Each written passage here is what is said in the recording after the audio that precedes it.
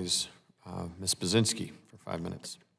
Thank you, Chairman Barrett and Ranking Member Pappas, for allowing me to join this hearing today. I really appreciate it. Our two subcommittees have performed oversight on the Digital GI Bill program together for several years.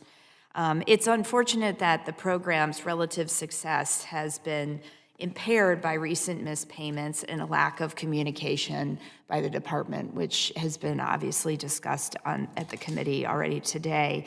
Even more unfortunate is that IT hiccups and tech glitches have become the scapegoat when it appears that policy decisions and a lack of planning were actually to blame, issues that plague too many of VA's modernization efforts.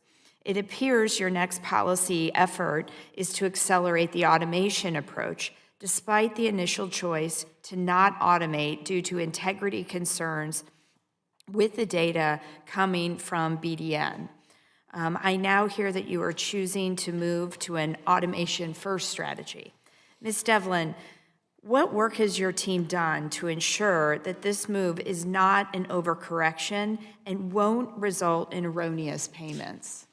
Thank you for the question. Our accuracy is very high with automation. Excuse me. And if automation first had been the strategy last year, we would not be having this conversation today. The accuracy of automation is currently at 96% for originals and 93% for supplementals.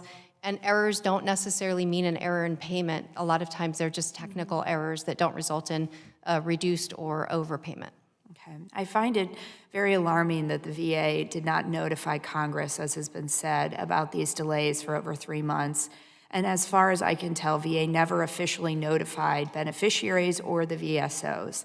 That lack of communication caused confusion, frustration, and further delays in benefits. And I just want to add my voice to what has been already expressed in this committee today, that sheer frustration over that lack of communication. This absolutely cannot be the norm when errors at the VA occur. I'm also concerned that the issues that led to these payment delays will not be fully resolved before veterans and their beneficiaries start classes in January. I urge our VA witnesses here today and the Secretary himself to get ahead of this and communicate with beneficiaries. Ms. Devlin, it's clear that VA's communication strategy failed veterans during this gap in benefits payment. How has VA assessed the impacts of these errors for the spring semester, and how has VA communicated to beneficiaries for potential delays? Thank you for that question as well. And it is our practice and our philosophy to communicate early when we know there's going to be a problem. I mentioned earlier we didn't understand the magnitude of this problem and how it would affect our beneficiaries.